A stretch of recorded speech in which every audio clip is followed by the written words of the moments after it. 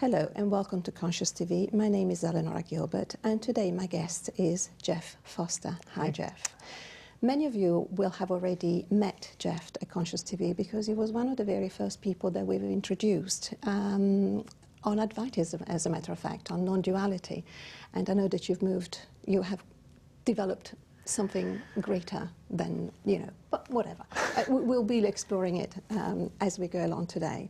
Now, also, Jeff, the very first interview that we did on Conscious TV was turned into a transcript and is featured in Conversations on Non-Duality. Again, some of you will have already seen it featured on our website. And just a few minutes ago, we finished an interview with Jeff and Renate, based upon Jeff's latest book, which is The Deepest Acceptance, Radical Awakening in Ordinary Life. And it's a lovely, lovely, lovely book.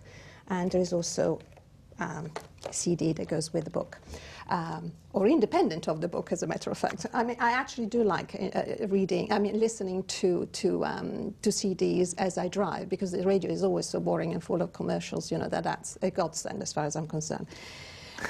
So the interview with Renate, the previous interview with Renate, was based on this latest book, and the interview today will be based actually on relationships, which is one of these topics that has always been very present in my life and in many, many, many people that I know. It's almost as if, you can't live with, relationship, you can't live without relationship, and some people say, I don't want relationship altogether. So that's what we're going to be exploring today with Jeff. And I would like to start with something that it's actually a great series of questions right at the beginning of the chapter on relationships. In fact, the book is probably a third dedicated to relationships. So you write, are relationships important or even relevant when it comes to waking up from the dream of separation? If there is no separate self, if I'm simply the wide open space in which life happens, are relationships as we know them even possible? Can open space be in relationship with open space? I thought that's a really great series of questions. So, can we? Well, I don't have an answer. I mean, I don't think anyone has the answer to relationships. It's no one has worked it out. No one's ever come to a conclusion about what relationships are and what they're supposed to look like. I think relationship for me, it's a ongoing exploration of discovery. It's always like life. Relationships are always changing. They're moving. Different feelings come up, different thoughts come up, and it's. I think, as I was saying in the book, I talk about seeking a lot. I say everyone's seeking. Everyone in the world is seeking. Everyone's looking for something. That's how it seems to be. Everyone seems to be looking for something. We're looking for success. We're looking for fame. We're looking for power. We're looking for enlightenment. There's this sense that something in us is incomplete, and one day through searching and searching and searching, one day we'll find what we're looking for, and then we'll be complete.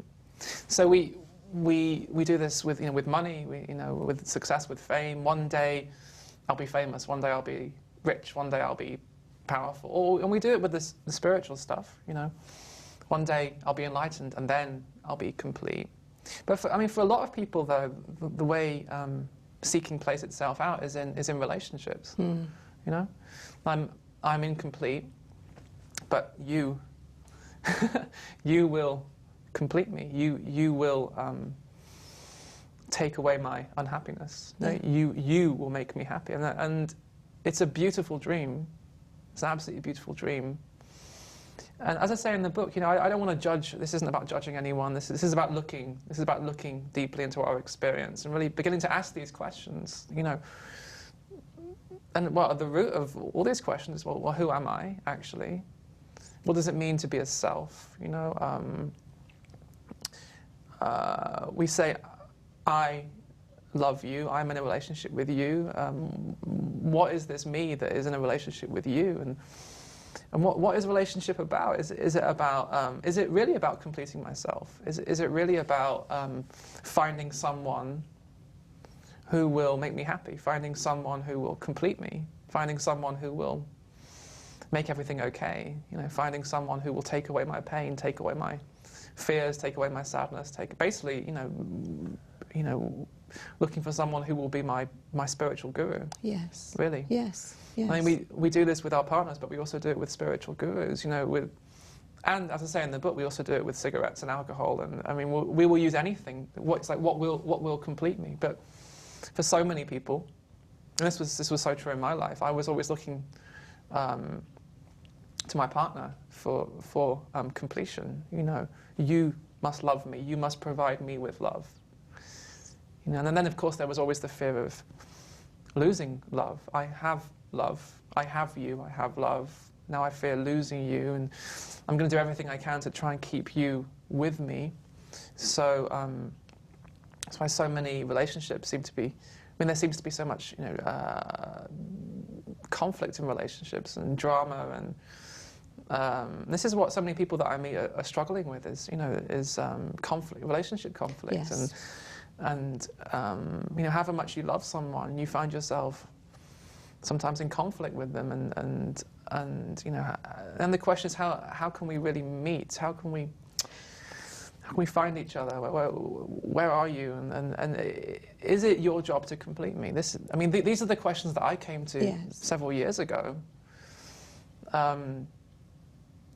Actually, what am I really looking for in relationships? And does anyone actually have the power to complete me? Can my partner, not just my partner, but my mother, my father, sister, brother, friend, spiritual guru, does any other human being have the power to give me what I truly long for? Can you define truly what it means to be complete? Because I think when we're looking at relationships, we want different things. Yeah. So, the completion that you talk about quite extensively actually in your book, can you explain a little bit more about what is actually that you mean by that? Is it a completion as in terms of really knowing who I am? Or is it a completion of, I don't know, I want a family, I want children, or I want, the position, or I want the money, or I want whatever it is that or I want to be happy, or I want a traveling companion, or a carer. Yeah. So can you just explain a little bit more what you really mean by that? Yeah, I think, as I was saying in my other interview, everyone lives with this basic sense of lack. And I think it begins when we're very young, I think, this basic sense that I lack something. Something is missing. Something is missing from my life, and I'm not quite sure what it is, but I know that something's missing. There's a kind of like an empty feeling, a sense of lack, a sense something isn't quite complete, and it's very difficult to talk about actually, because it's this sense that something's missing. But I think everyone experiences that on some level. I think that's actually built into the experience of being a individual. That's actually the it's the sense of being a separate self, someone separate from life. I mean, often I use the metaphor of the ocean and the waves. It's like if you imagine a wave in this vast ocean, and the wave forgets. The wave forgets who it really is. The wave forgets that actually it is the ocean. It's an expression of the ocean. It's made of the ocean. Its substance is the ocean. So, but it, although that's true, it forgets that, and it starts seeking the ocean in a million different ways. So they always go together. The illusion, I would say, the illusion of separation, the illusion that we are separate from the ocean, and the sense that something's missing. I think they're exactly the same thing. The illusion of separation, feeling separate from life, is feeling that something is missing. And again, it's very hard to talk about. It's very primal. It's very primal. But it in the beginning, it's not the lack of something specific. It's a sense of lack. It's a basic sense of lack. It's kind of undefined. Then as we grow up, we in a million different ways we're trying to fill that sense of lack. You know, what will complete me? Basically, what will take away this sense of lack? It's like we go to war, actually, with this sense of not being complete, this sense of lack. What will fill the lack? And we use money, and we use sex, and we use fame, and we use drugs, and we use... Possessions. Possessions, yeah. Money, status, possessions, status, absolutely. Friends. Yeah. What will take away this sense of lack? You know, and then maybe we get into spiritual teachings, and we use spirituality. Yeah.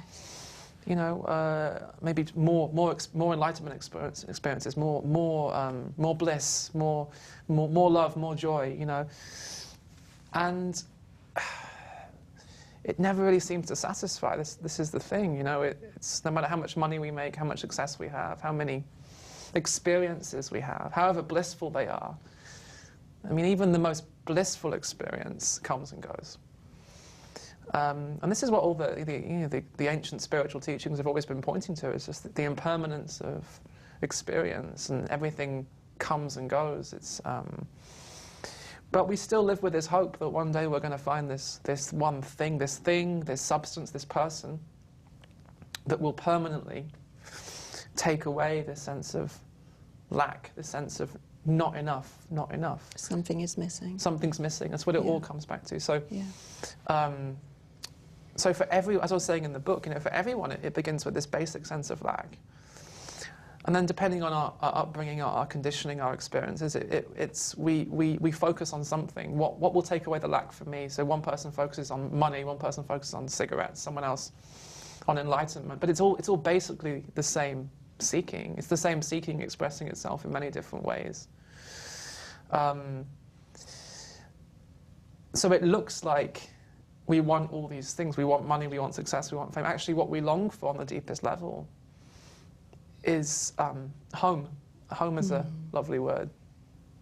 You know, we long for home. We don't really want the money and the power and the success and the fame. We want to come home. And we don't quite know how. Yes. How.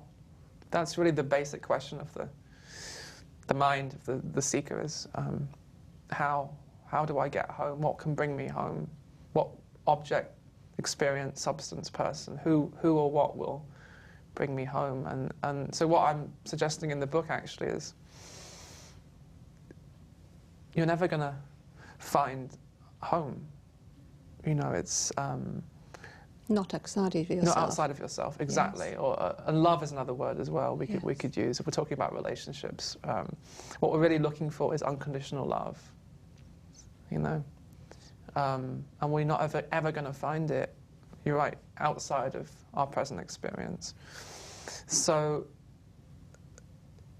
somehow life disappoints us. You know, experiences, states, possessions, partners, husbands, girlfriends, wives disappoint us. Yeah, and this isn't necessarily a negative thing. If we start to see that in a way they're supposed to disappoint us to an extent, because they cannot provide what we truly long for.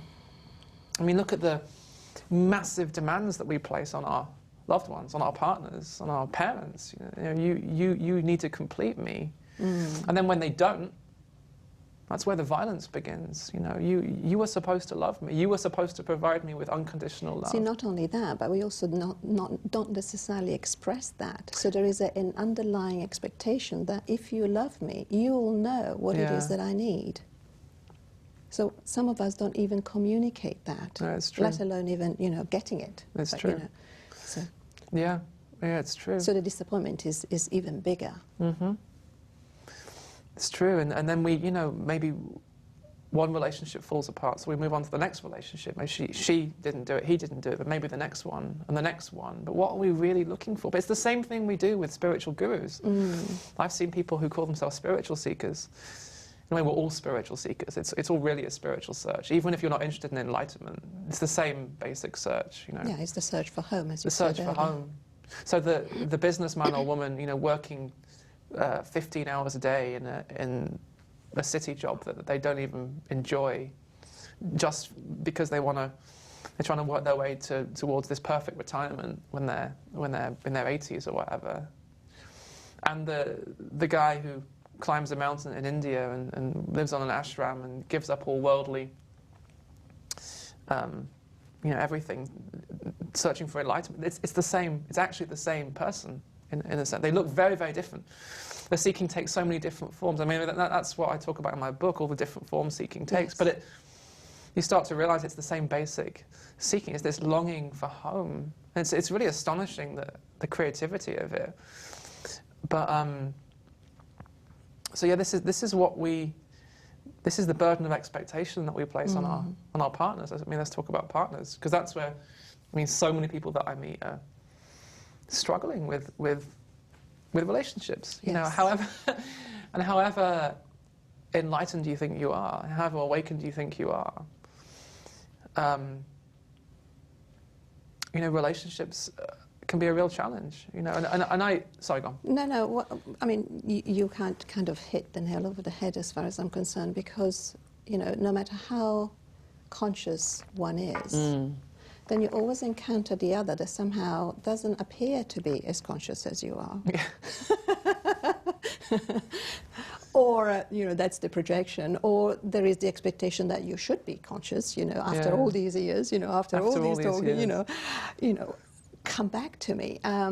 So that's another disappointment. And one of the things that I found very helpful, actually, in your book is that in my search for the conscious relationship, what I was missing was, and one of my kind of pointer to, this is a conscious relationship, into quotes, is if I can really be in contact with you. So here I'm poking and I'm kind of, trying to get you. That's the trying again, the seeking, the trying. Okay, so under the name of consciousness, let's talk about things. Let's talk about what doesn't work. Okay, and never feeling that I was met. But what I realized by reading your book is that I was not meeting myself first. So I thought that was a very, very important point, that the intimacy that we all seek, somehow, what about being intimate with yourself? What about being intimate with whatever is arising now, rather than trying to be intimate with you, because you are in a relationship with me? That was missing big time.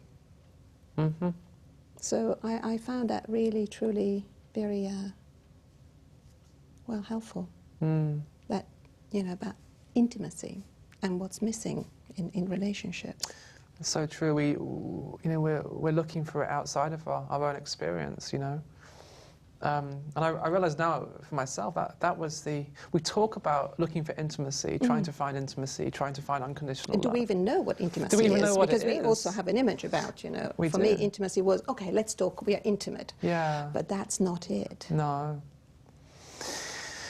Love is one of those words. People use it in so many different ways. So actually it might be helpful before we go any further to just to define what I mean when I use the word love, because that's a big word. It's like the word God or enlightenment. People use it in so many ways these days. I think they always have. We talk about loving our country, loving our football team. People talked about loving their leader. Loving Adolf Hitler. People talked about, is that love? Or people talk about loving and losing love, and is love something you can lose? That's an interesting question. I always used to think that love was something that I had it or I didn't. That's what I used to think. Love was like some kind of possession. It was something that I owned. It was something that I could lose.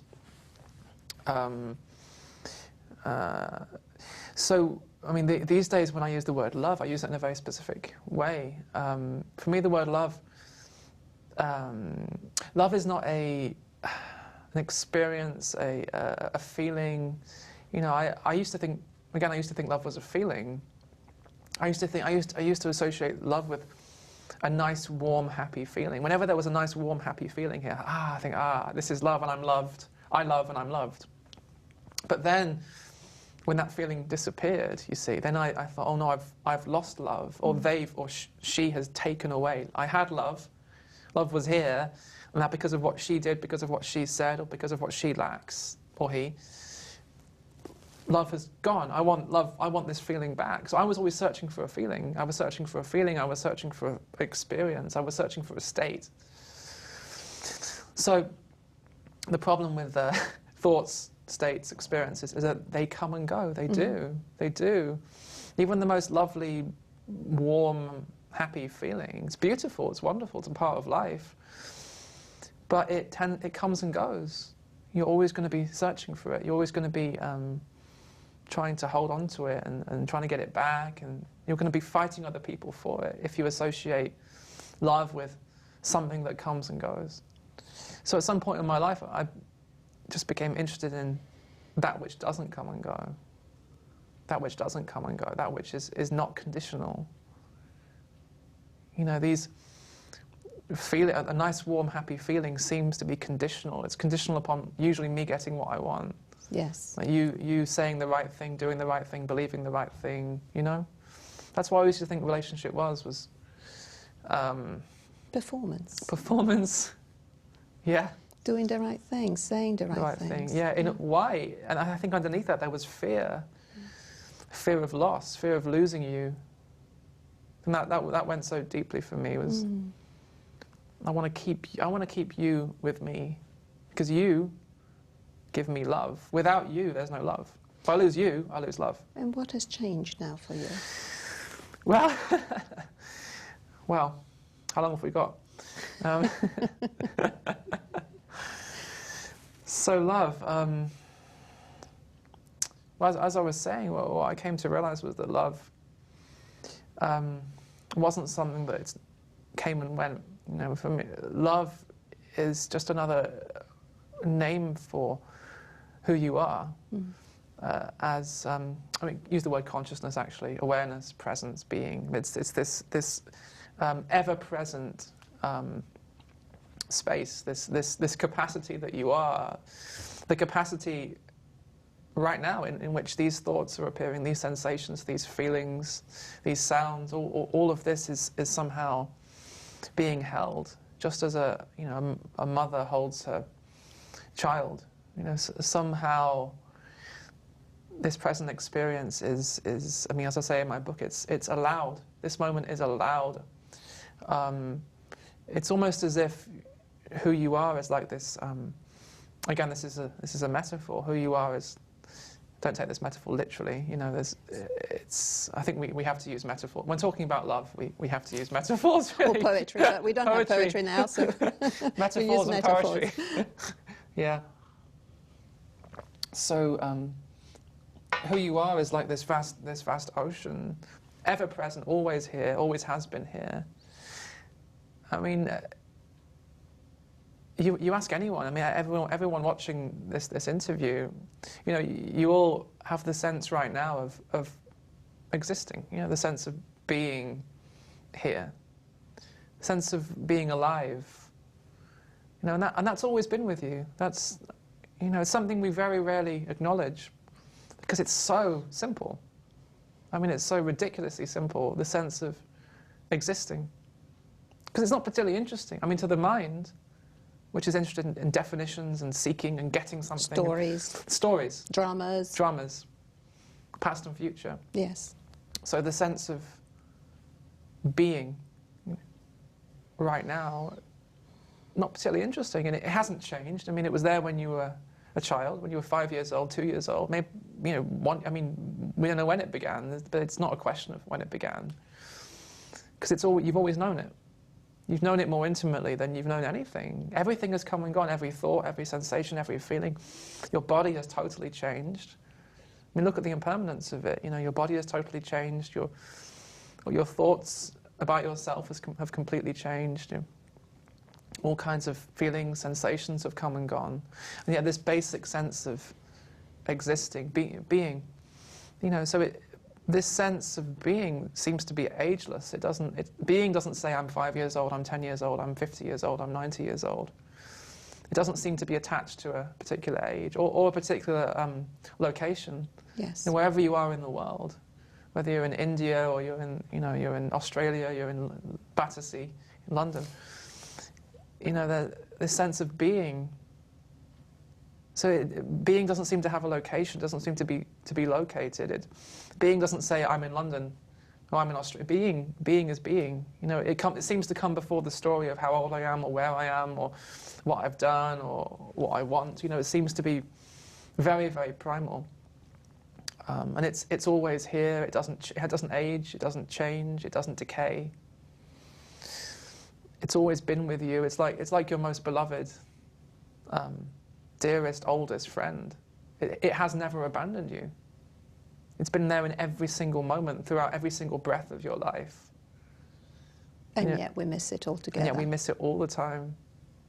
It's what we long for. I mean, you can think about it.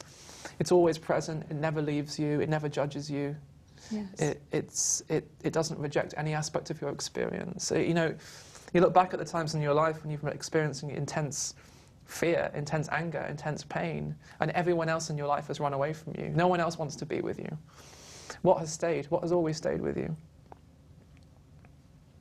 That. Yes, indeed.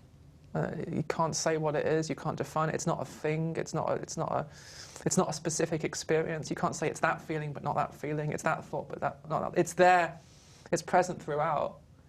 You know, on your deathbed, as you take your final breath, it's there with you. And you know it when it's left it, actually. Once the body dies, you really see the difference between when life is in it. I mean, obviously, but there is something about life. There is something, it's that we're talking about, that it's so obvious when it isn't. It's so, I think that's why we overlook it so easily and so much, because it's nothing in a sense. It's not, there's no drama to it. It can't, the mind, the seeker, is not interested in this because it can't use it in any way. This isn't going to add anything to me, you see, because it comes before me. It's not involved in the story of me. It allows the story of me. I want to make that very clear. The story of me is not its enemy. It has no enemy. It's never had an enemy. It's always been holding throughout your life. It's been every thought, every sensation, every feeling, all the feelings you weren't supposed to have, all the thoughts you weren't supposed to think. It was there throughout, holding.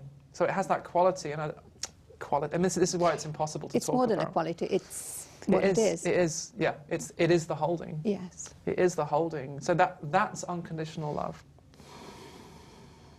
That's intimacy. That's the most intimate thing. That's more intimate than anything you could ever possibly experience. It's there in the midst of, you know, your deepest, darkest moments. You know, you're in the midst of grief, in the midst of great pain or doubt, the most intense despair. It cannot. This is the thing. It cannot abandon you. It is the, in a sense, the perfect partner. It's the true beloved. It's the beloved. Yeah. Will not abandon you. It's not even capable of abandoning you. Yes. It's not that it chooses not to abandon you. It's not even capable of abandoning you because it is you. In the deepest sense, it is what you are, and that's what we're seeking. That's what we're seeking. And this is the great paradox, you know. And this has been said so many times, you know, by so many spiritual teachers. Well, you know, you are what you seek. But really, you know, we're not making this stuff up. Yeah, and you know, with all the various spiritual teachers that I've listened to and books that I've read, etc., there is always been some sort of confusion about the beloved, because when I said the beloved, somehow I always conjured up something, you know, just like this consciousness is something external to me, you know, and it really, and it's still, you know, I have difficulties in I am the beloved, but without the I, you know, it's like. What really? I am really? is that. It's like, the mind cannot get that. It's like, no, the beloved has to be something else. Have to be, because the mind it only deals in limitation. It has to see. There has to be an object for it to. Otherwise, it can't. It's like death. You see, the beloved is death. To the mind, the beloved is death.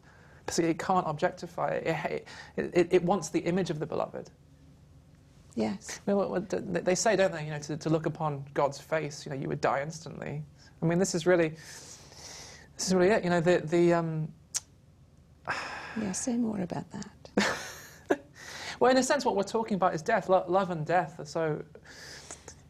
I mean, they're so deeply intertwined. Really, I think they're the same thing. You know, love is the death of two, the death of separation. Yes.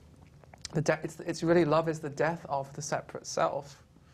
But not as some event that's going to happen one day. That, again, the mind is always time. So it's, okay, death is going to happen one day. Enlightenment, death, the death of the self will happen one day. It turns death into an event that's going to happen in time. Then it starts, great, because now I can seek that. And that's what I used to get. Yes. I got so caught up in these Advaita teachings, and they talked about, you know, one day the self will fall away. One day there'll be some shift. One day the ego will collapse. But there's nothing you can do about it, or there is something you can do about it. But I realize now that that was the seeking mechanism. It takes what you are and it throws it into time. What you are is that death.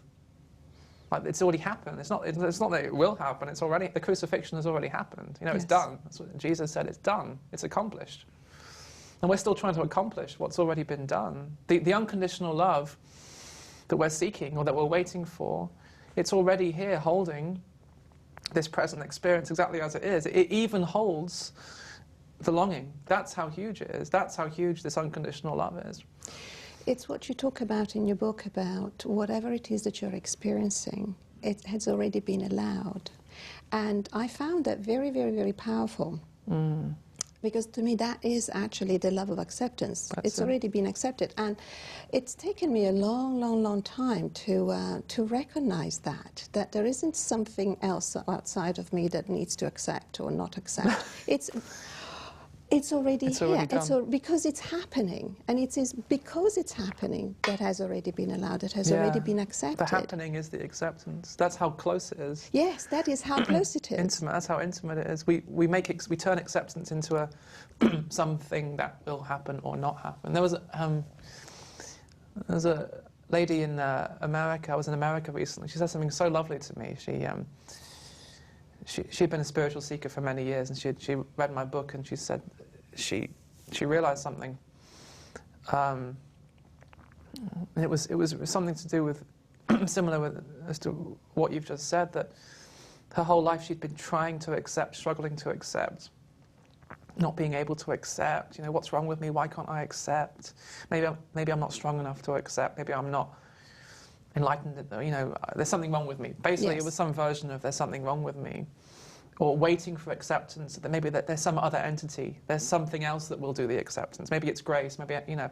Maybe it's grace, Maybe it's grace. Wait for the guru, to wait for God, wait for life, it's like waiting. And she said something, it was so simple what she said, it was so sweet though. And she said, Jeff, it just hit me like a ton of bricks. It was always me.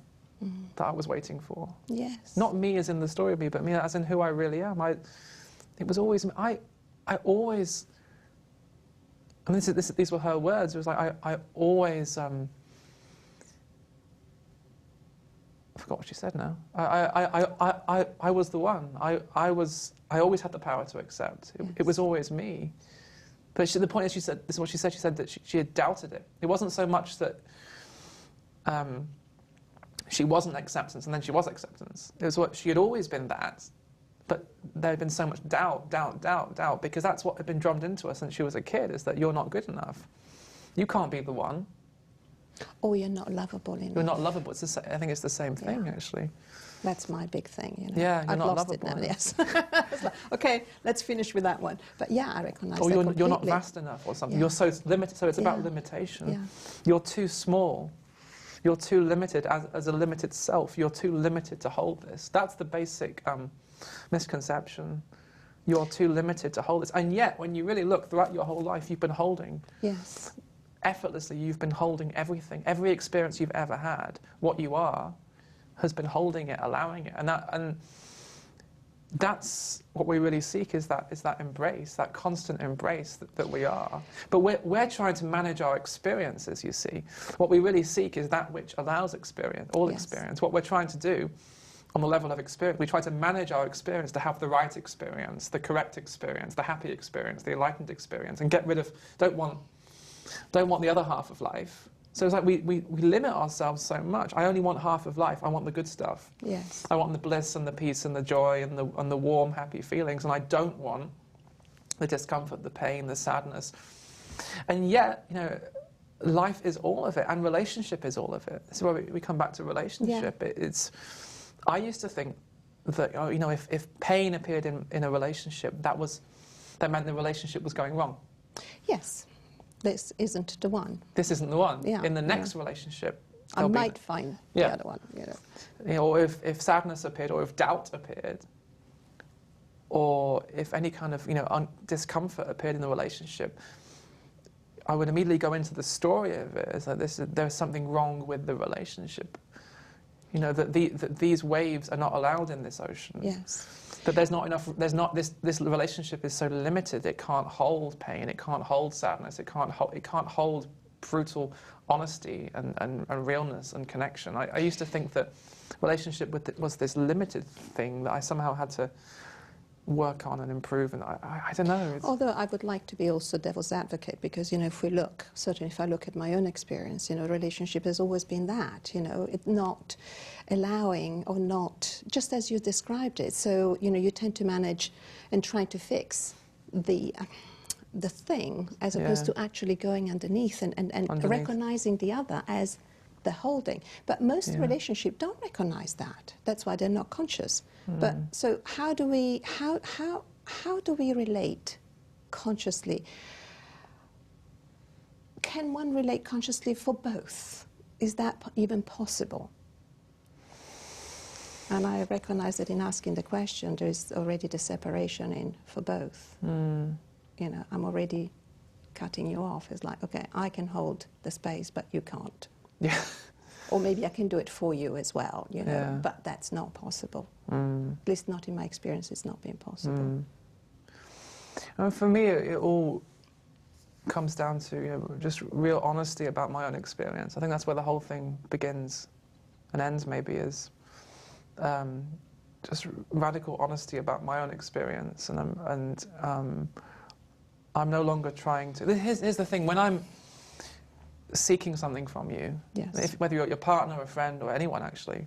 Or your boss. Or boss, actually. Or your mother or father, or your own sons or daughters. Yeah. When I'm seeking something from you, whether it's love, approval, respect, I mean, waiting for you to complete me somehow, waiting for you to somehow take away something, take away some pain, take away some discomfort, inevitably, I'm going to start to manipulate you.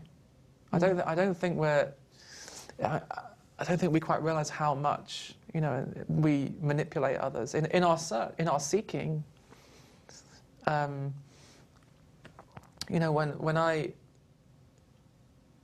I'm looking to you for completion, inevitably I'm going to start trying to change you, or trying to keep you the way you are. You know, either trying to change the way you are, or trying to keep you the way you are. I don't want you to change, because that's a threat to me. You know, I don't want to lose you. So then, inevitably, I start manipulating, and sometimes in big ways, sometimes in very subtle ways. I want you to think a certain way, feel a certain way. In a way, I start to restrict your freedom, and my own freedom, actually,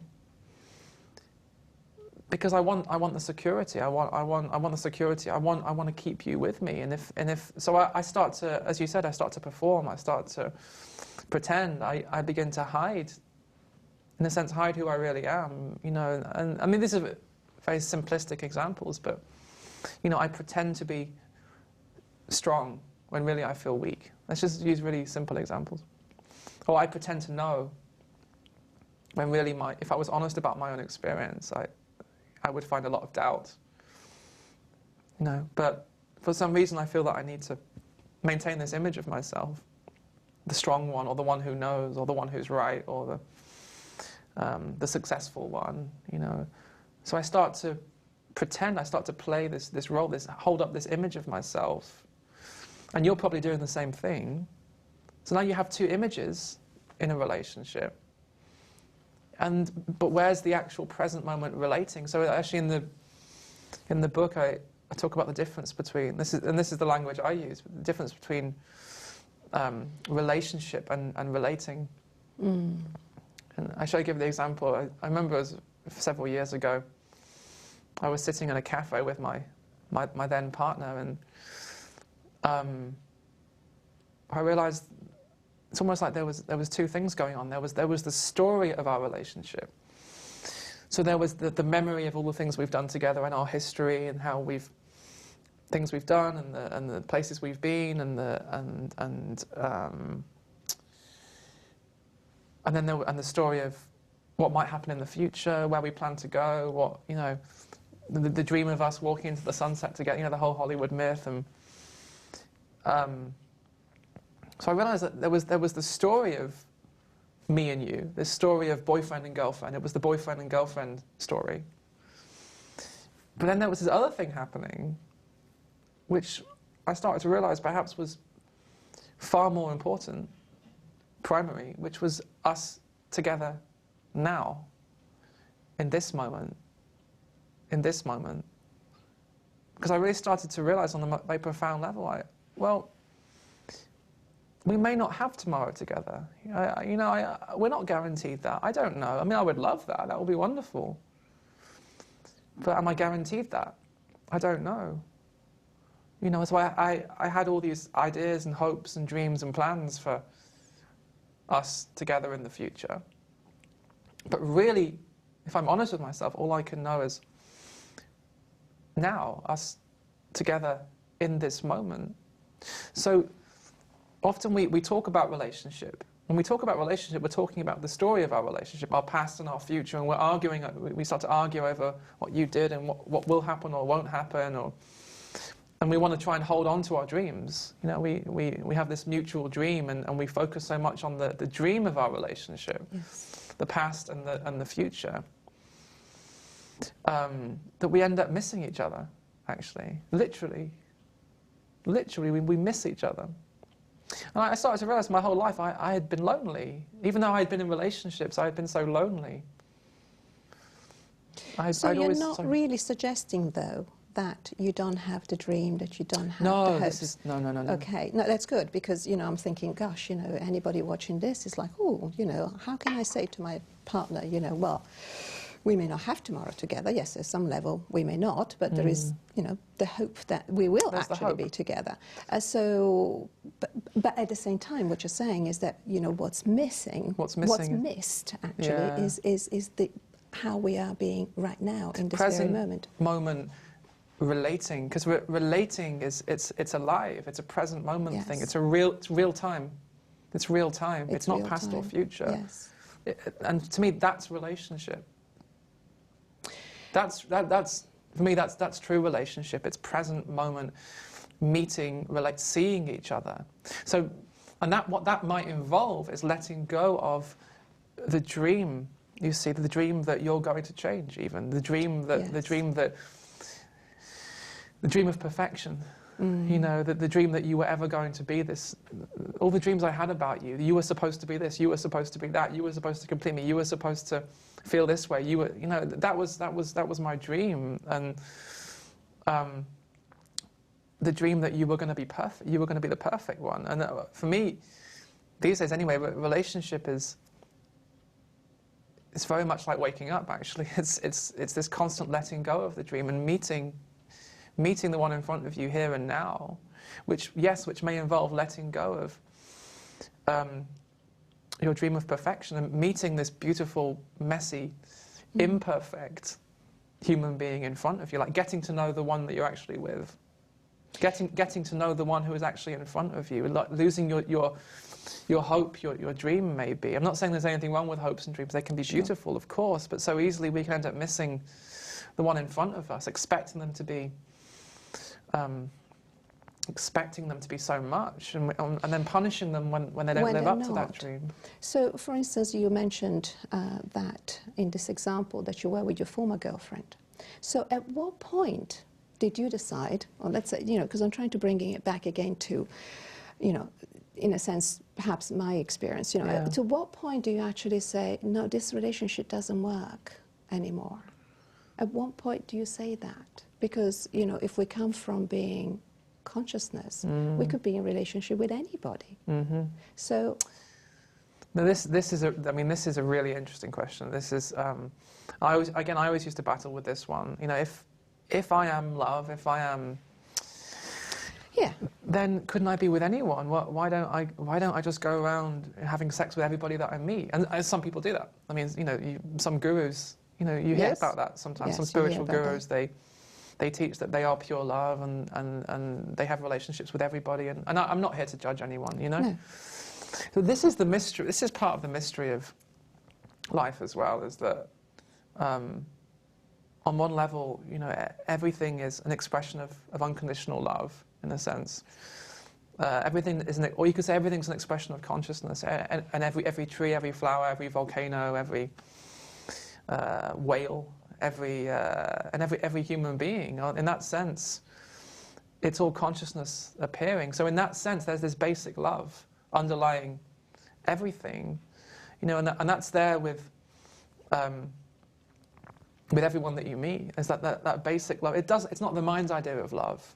You see, it's nothing to do with the mind's idea of love. And it comes from recognizing on the deepest level that beyond our stories, I am what you are. That's love, and that's there with everyone. Yes. So in that sense, there's that basic love there with everyone. It doesn't mean that you like everyone that you meet.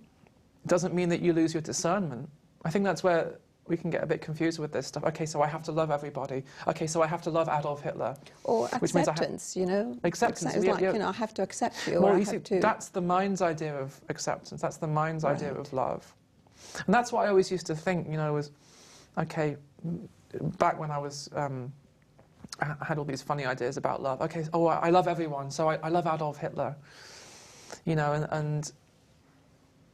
And I think I got a bit confused because it's like, yes, on the deepest level, I can recognize that even someone as evil as Adolf Hitler, someone who might be considered to be one of the most evil people who had ever lived,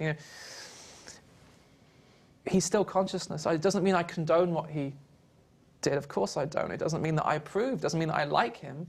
But on the deepest level, he is consciousness. Mother Teresa is consciousness. Adolf Hitler it's all consciousness. Yes. But on the relative level, and this is why I think it's helpful to talk about levels, even though ultimately there aren't levels. It's really helpful on the relative level. Of course, I don't approve of what he did, and I wouldn't necessarily enjoy his company. I wouldn't, it's like sometimes I use the example of. I can't believe I just said I wouldn't enjoy Adolf Hitler's company on an interview. That's a judgment. I don't know actually. Anyway. I don't know who would, but. I never met the guy, so I can't comment. But it's certainly I don't condone what he did. Anyway, it's not about Adolf Hitler. No, it's an example. But I sometimes use the example of you're walking through a museum or a art gallery, and you find yourself naturally drawn to certain pictures, certain sculptures, and you don't even know why. So on the deepest level, it's all consciousness, it's all love. Even the pictures you aren't drawn to are an expression of that, and yet, within your experience, you find yourself, for some reason, it's very mysterious, drawn to certain works of art, or music. You're drawn to certain pieces of music, and you're drawn away from others.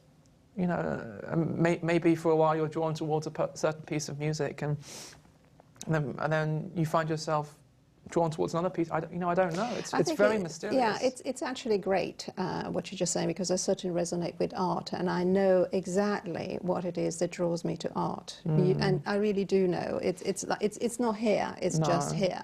Really, I couldn't even explain why one piece versus another. So I think that's a great analogy. But I was talking about another thing.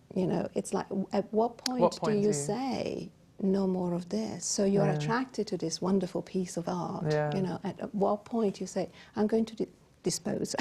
It's not, you don't dispose of an individual, but at what, how and why, and at what point? Or is that the mystery as well, that you stop liking the piece of art? Well, I mean, we could do a whole other interview on this. This is really a fascinating question. And I meet so many people who are, they're struggling with this, and they're in a relationship, but it's not working anymore, and it's gotten to a point where it can't go on they feel they can't go on the way it is, but they don't want to. They love the person, but they can't be with the person. And then what does it mean to end a relationship? Yes. I mean, this is really what I explore in the book: is what does it mean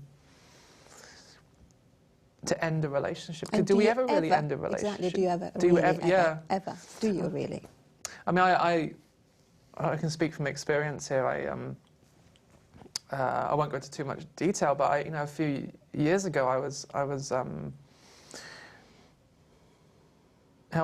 in a relationship, for a few years, 4 years, I think, and the relationship evolved. In the beginning, it was very intimate and very sexual, and over the years, we kind of just became best friends. Really, I mean, nothing ever went wrong. It was interesting because we gave each other a lot of freedom. We were incredibly close, but we just allowed each other to express and to change, and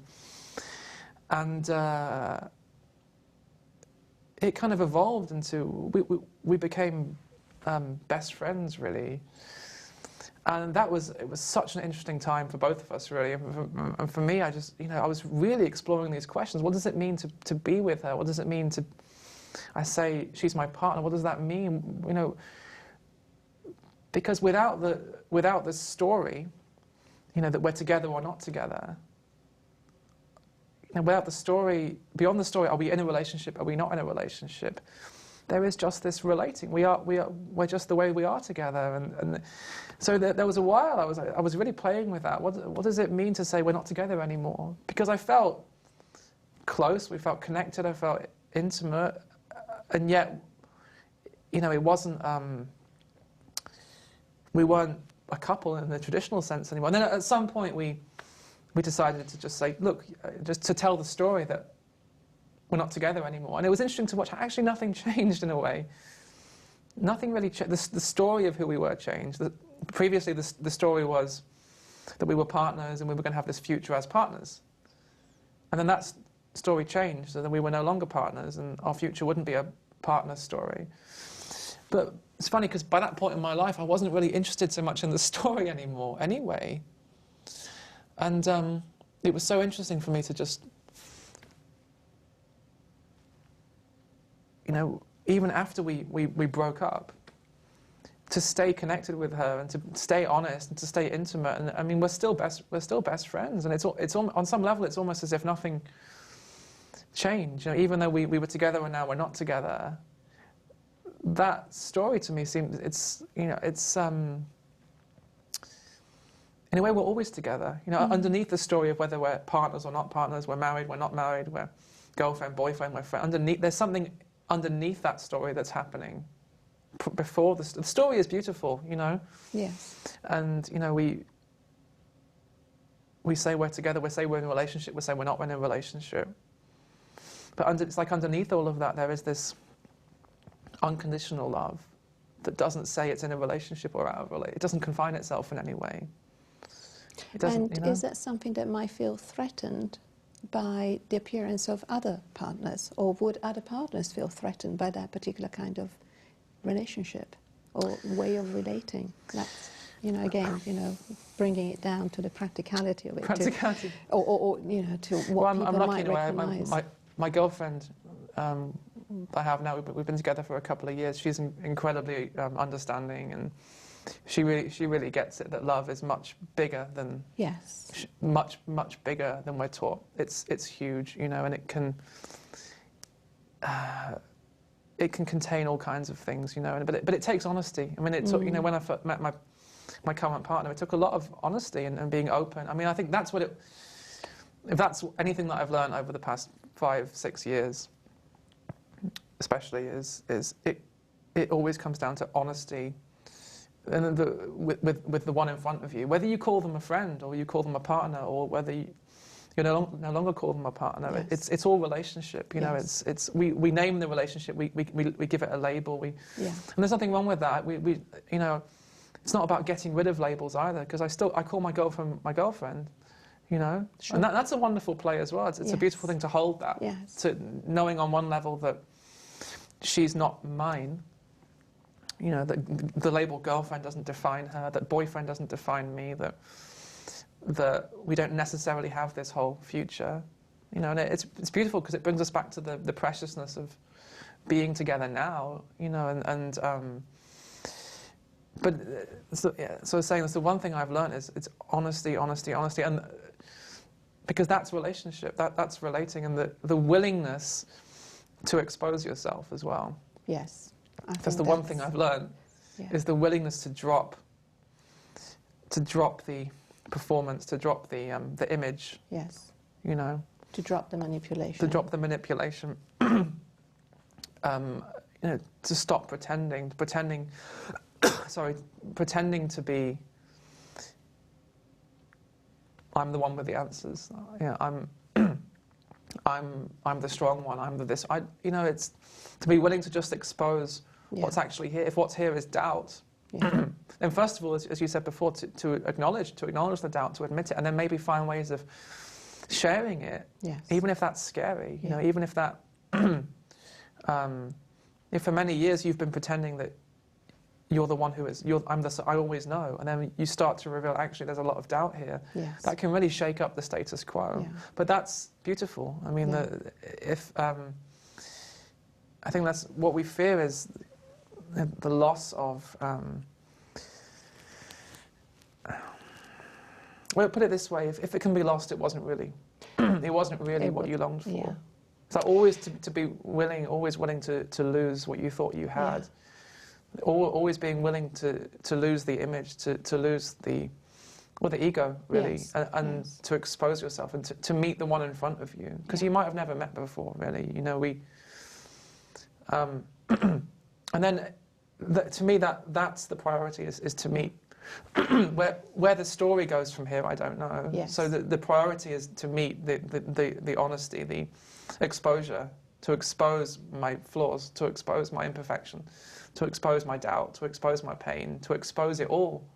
Because what's there to lose, right? Yeah. All that can be lost is the dream. And what this reminds me of is what you mentioned earlier in the previous interview, that what we're really afraid of is to live.